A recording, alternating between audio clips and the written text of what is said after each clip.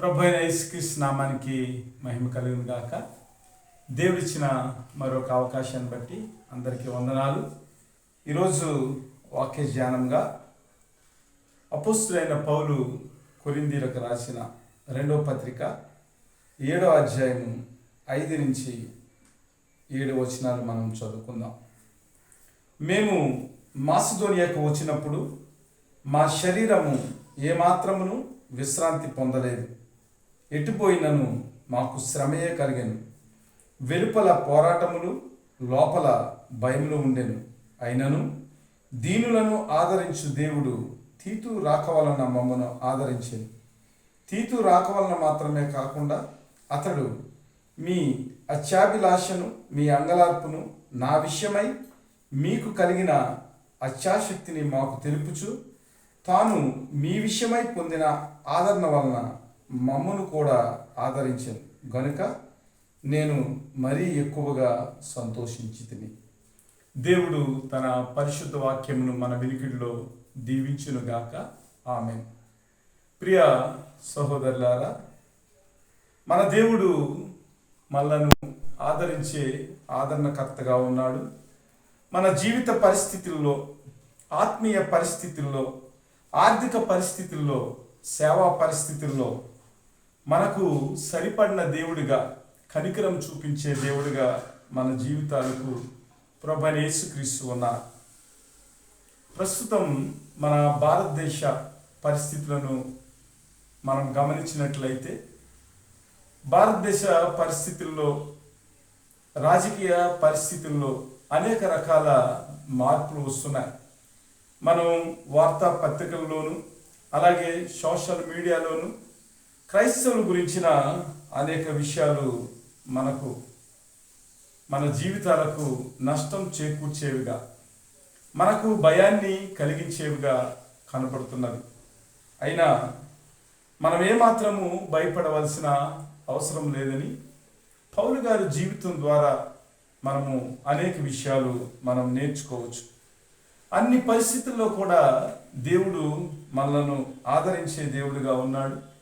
మన జీవితంలో శ్రమలు ఎప్పుడైతే విస్తరిస్తాయో అప్పుడు దేవుని యొక్క అత్యధికమైన ఆదరణ, దేవుని యొక్క వాత్సల్యము మన జీవితాల్లో కురిపించబడుతుందని మనము విశ్వాస జీవితంలో ముందుకు కొనసాగిపోయేవారుగా లేఖనాన్ని బట్టి మనము నేర్చుకోవలసిన వారంగా ఉన్నాం.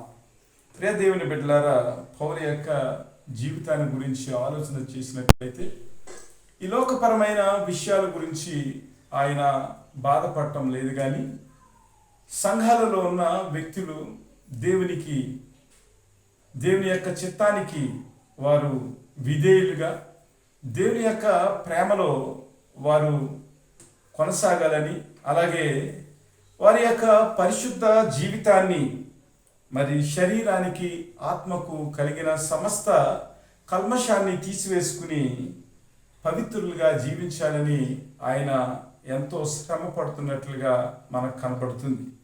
ఇక్కడ మనం చదువుకున్న వాక్య భాగాన్ని గురించి ఆలోచన చేసినట్లయితే పౌలు గారు మాసిదోనియా సంఘానికి వచ్చినప్పుడు కొన్ని విషయాల గురించి సంఘస్థులతో మాట్లాడుతున్నాడు. మా శరీరము ఏమాత్రము విశ్రాంతి పొందలేదు. ఎటుపోయినను మాకు శ్రమయే కలిగెను. వెలుపట పోరాటములు, లోపల భయములు ఉండెను. అయినను దీనులను ఆదరించు దేవుడు తీతు రాక వలన మమ్మను ఆదరించును అంటున్నాడు.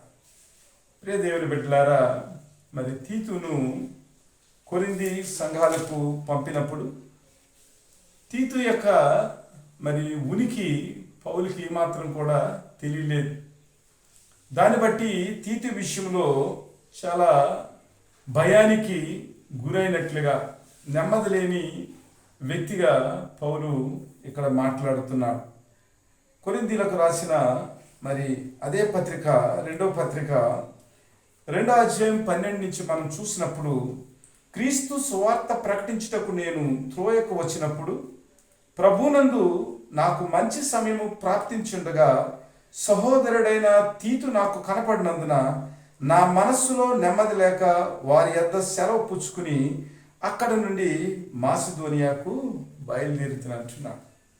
సేవ విషయమై విశ్వాసుల యొక్క రక్షణ విషయమై, విశ్వాసులు పవిత్రతతో కొనసాగే విషయమై మరి తీతును సంఘాలకి పంపించినప్పుడు అక్కడ మరి తీతు మాసిదోనియాలో కనిపించలేదు.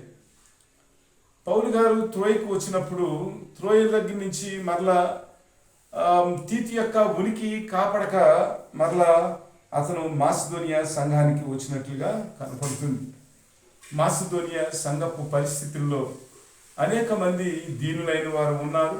దేవుని యొక్క సేవ కొరకు ఎంతో భారం కలిగిన వ్యక్తులు ఉన్నారు.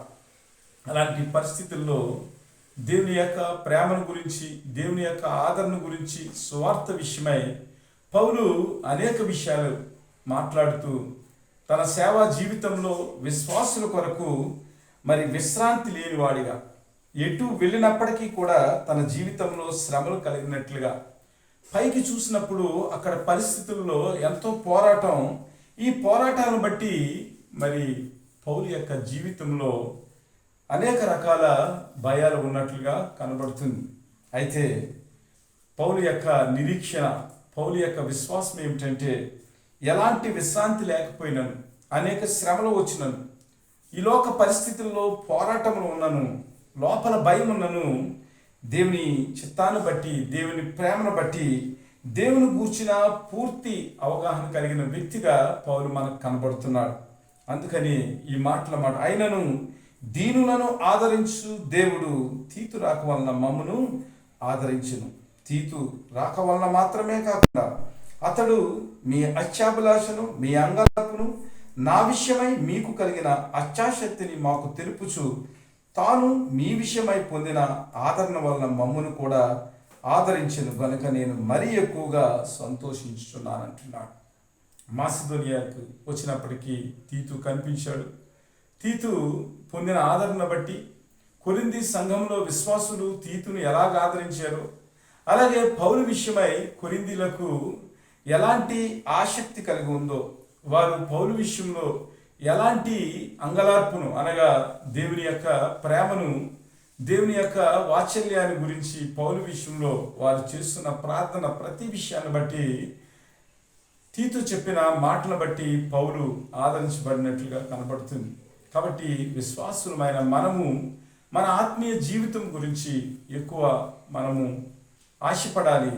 ఆత్మీయ జీవితంలో ఉన్న అనేక విషయాలు, పోరాటాలు, శ్రమలు, అలాగే మన జీవితంలో భయాలు, అలాగే మన జీవితంలో అనేక రకాల విశ్రాంతి లేని పరిస్థితులు ఉన్నప్పటికీ కూడా దీనులను ఆదరించే దేవుడిగా మన దేవుడు ఉన్నాడు. కాబట్టి మనం కూడా ఈ లోకంలో ఉన్న మన తోటి సహోదరులను, తోటి క్రైస్తవులకు దేవుని యొక్క వాగ్దానాలను బట్టి, దేవుడిచ్చిన ఆదరణ బట్టి మనం ఏదైతే ఆదరణ పొందుకున్నామో ఆ ఆదరణను మన తోటి విశ్వాసులకు ఇచ్చి ఈ లోకంలో శ్రమలలో, ఈ లోకపు విశ్రాంతి లేని పరిస్థితుల్లో మనము వారికి ఒక ఆదరణకరమైన వ్యక్తులుగా మనం కనిపించాలి. ఇక్కడ తీతు ఆ సంఘాన్ని గురించి మాట్లాడుతూ పౌలుకి ఆదరణ కలిగించినట్లుగా కనబడుతుంది. పౌలు యొక్క జీవితాన్ని గురించి చూసినట్లయితే కొరింథీ సంఘంలో వచ్చిన మార్పును బట్టి ఆయన సంతోషిస్తున్నాడు.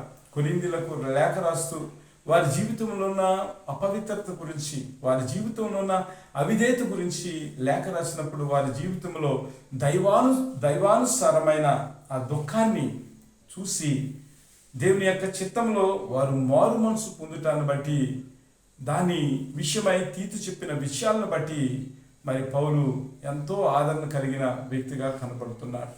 కాబట్టి మన జీవితంలో శ్రమలు వచ్చినప్పటికీ, బాధలు వచ్చినప్పటికీ, విశ్వాస జీవితంలో ఏమాత్రము మనం భయపడకుండా, ఎప్పుడైతే మనం శ్రమల గుండా ప్రయాణం చేస్తామో, ఆదరణ లేని పరిస్థితుల్లో మనము ఎలాగ నడిపింపబడినప్పటికీ కూడా దేవుని యొక్క ఆదరణ మన జీవితాలకు ఉంటుంది. వెలుపల అనేక రాజకీయ పరిస్థితుల్లో, దేశ పరిస్థితుల్లో, పోరాటంలో, నెమ్మది లేని పరిస్థితులు ఉన్నప్పటికీ కూడా దేవుడు మనల్ని ఆదరించే దేవుడిగా, మనకు సమాధానాన్ని ఇచ్చే దేవుడిగా మన దేవుడు ఉన్నాడు.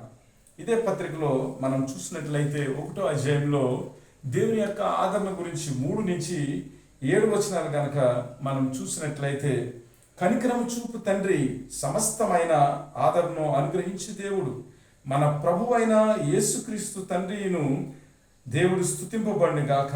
దేవుడు మమ్మను ఏ ఆదరణతో ఆదరించుచున్నాడో ఆ ఆదరణలో ఎట్టి శ్రమల్లో ఉన్నవారైనను ఆదరించగలుగుటకు శక్తి గలవారమగునట్లు ఆయన మా శ్రమలంతటిలో మమ్మను ఆదరించుచున్నాడు అంటాడు.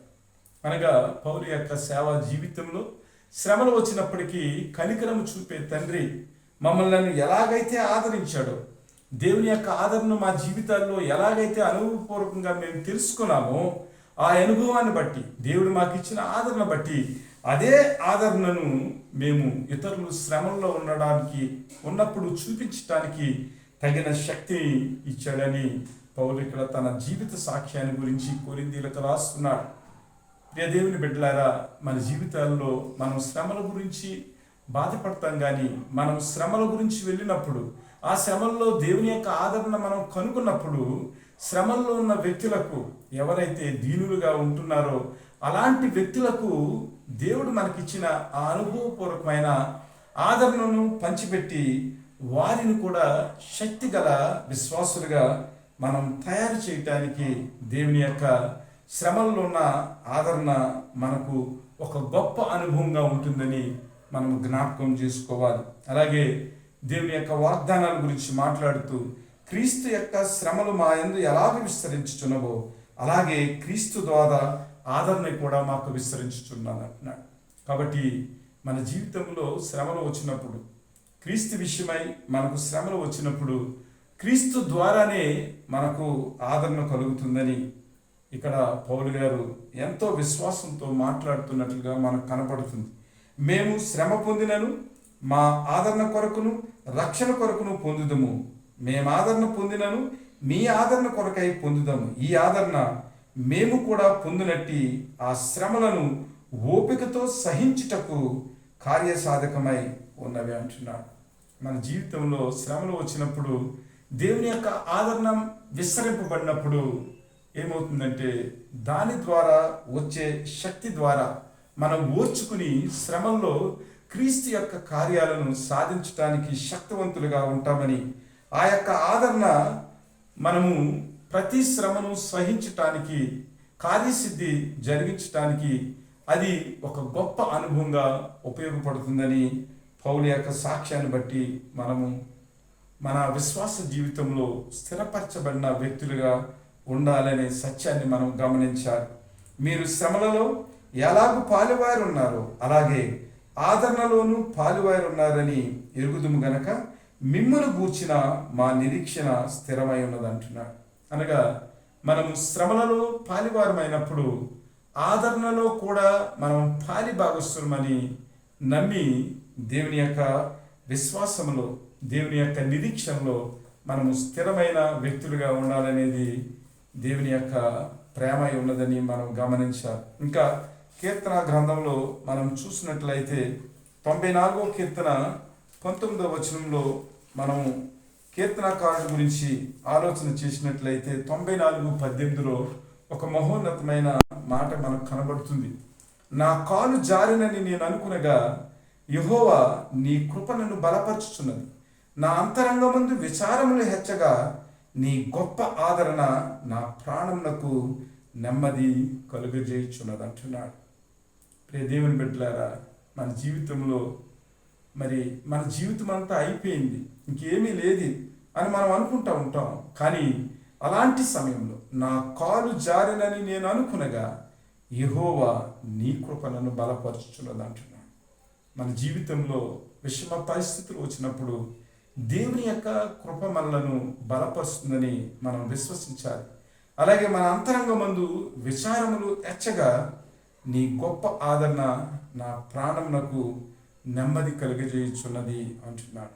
కాబట్టి మన జీవితానికి దేవుడు, మన ప్రాణానికి మన క్రీస్తు గొప్ప ఆదరణ కలిగించి మనకు నెమ్మదిని దయచేసే దేవుడని మనం విశ్వసించాలి. యెషయా గ్రంథం 65:13 మనం చూసినట్లయితే, ఇదిగో ఒకని తల్లి ఆదరించినట్లు నేను వారిని ఆదరించేదను, యెరూషలేములోనే మిమ్మలను ఆదరించేదను అంటున్నాడు. కాబట్టి ప్రియ దేవుని బిడ్డలారా, అనేక శ్రమలు వచ్చినప్పటికీ, విశ్రాంతి లేని పరిస్థితులు వచ్చినప్పటికీ, మన జీవితంలో వెలుపల పోరాటంలో మనం కనబడుచున్నప్పటికీ, అంతరంగంలో భయాలు ఉన్నప్పటికీ, దీనులమై మనం ప్రభు దృష్టిలో నడుచుకున్నప్పుడు దేవుని యొక్క ఆదరణ దీనులకు విస్తరింపబడుతుందని, ఎవరైతే దీన మనసు కలిగి దేవుని ఆశ్రయిస్తారో వారి జీవితాల్లో దేవుని యొక్క ఆదరణ మనకి హెచ్చుగా ఉంటుందని, మనం శ్రమల్లో పాలిభాగస్తులు అయినప్పుడు ఆదరణలో కూడా మనం పాలిభాగస్తులుగా ఉన్నామని గుర్తెరిగి దేవుని యొక్క ప్రేమలో మనం కొనసాగేవారిగా, ఆయన కృపలో మనం బలవంతులుగా ఉండేదానికి దేవుని ఆ యొక్క ఆదరణ బట్టి మనం ప్రోత్సహింపబడుతూ ఏ విధమైన భయం లేకుండా అన్ని పరిస్థితుల్లో ఆదరణ ఇచ్చే దేవుని యందు విశ్వాసం ఉంచి మన జీవితాలు నడిపించుకోవాల్సిందిగా అట్టి కృప దేవుడు మనకు దయచేయాలని ఈ మాటలు మన వినికిడిలో దేవుడు దీవించి ఆస్వాదించును గాక. ఆమేన్.